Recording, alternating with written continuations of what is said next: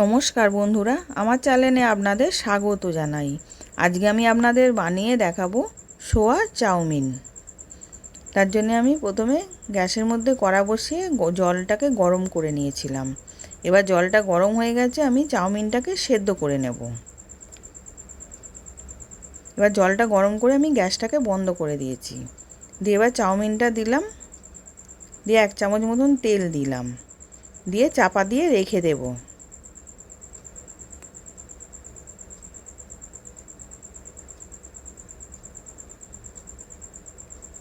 এবার কিছুক্ষণ পর আমি চাপাটা খুলে দেখলাম, এবার সেদ্ধ হয়ে গেছে। আমি জলটাকে ছেঁকে রেখে দেব।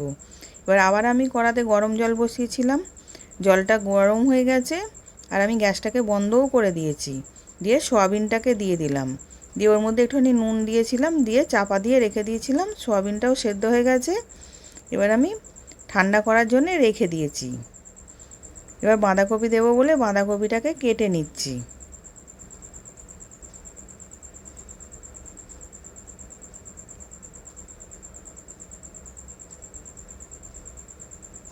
এবার বাঁধাকপিটা কাটা হয়ে গেছে, ক্যাপসিকামও দেবো বলে ক্যাপসিকামটাকেও কেটে নিলাম।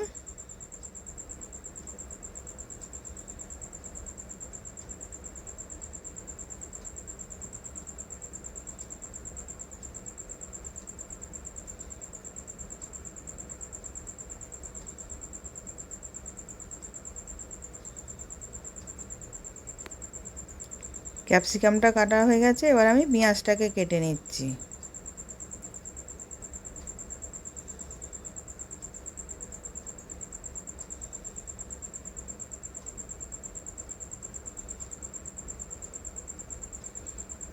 পেঁয়াজটাও কাটা হয়ে গেছে, এবার রসুন দেব, রসুনটাকে কুচিয়ে নিচ্ছি।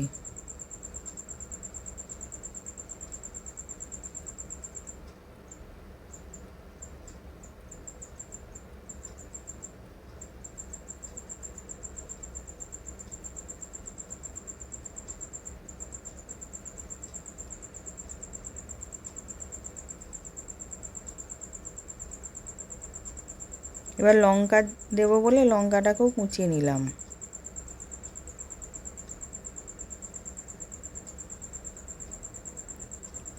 এবার সয়াবিনটাকে জল থেকে ভালো করে চিপে তুলে নিলাম।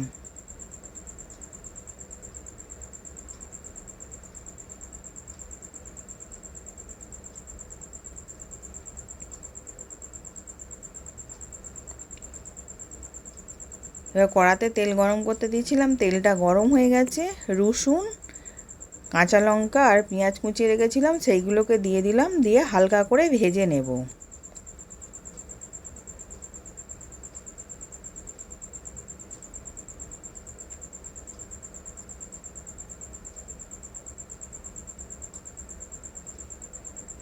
এবার হালকা করে ভাজা হয়ে গেছে, এবার আমি ওর মধ্যে সয়াবিনটাকে দিয়ে দিলাম, দিয়ে সয়াবিনটাকে লাল লাল করে ভেজে নেব। একবার এরকম সয়াবিন চাউমিন করে খেয়ে দেখবেন, খেতে খুব সুন্দর হয়।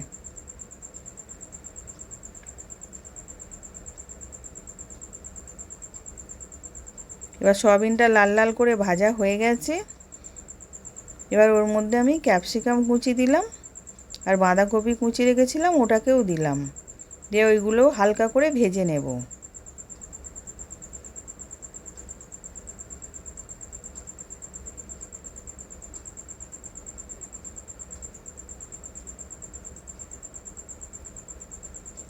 এবার ওইগুলোও ভাজা হয়ে গেছে, এবার ওর মধ্যে আমি চাউমিনটাকে দিয়ে দিলাম।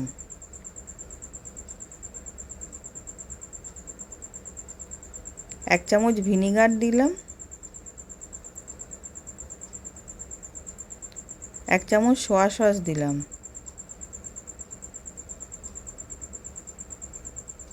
1 চামচ রেড চিলি সস দিলাম,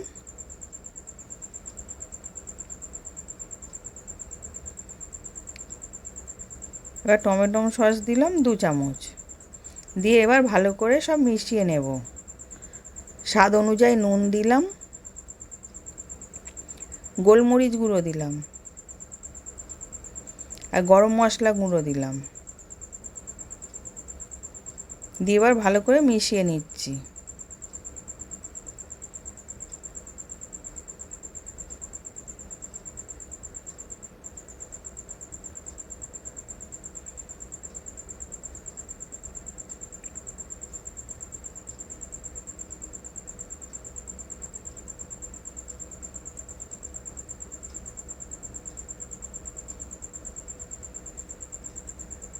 এবার ভালো করে মেশানো হয়ে গেছে আর রেডিও হয়ে গেছে।